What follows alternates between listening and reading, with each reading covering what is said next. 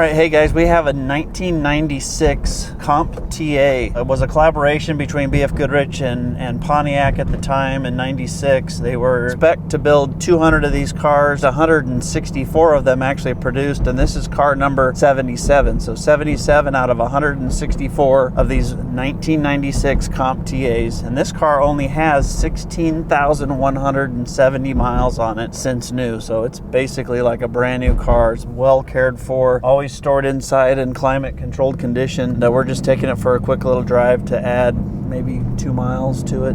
So in general, loaded, all the AC works, heater works, it's an automatic, it's got the dash plaque and stuff on it, all the paperwork. We'll show all that stuff. The car is going on Bring a Trailer here soon. We're getting all the videos, cold start, everything functioning as far as lights, blinkers, door locks, windows, everything, so you can see how everything is actually working just like it's supposed to on this car, and it runs and drives great. It's a very neat, rare car that you don't see them for sale very often. They didn't advertise them very well back in the day when these cars were produced new. That's why they didn't sell to 200 of them back then, but they were actually very hard to get. So anyway, check out all the pictures, all the details, and we'll get you some more specs here on this car.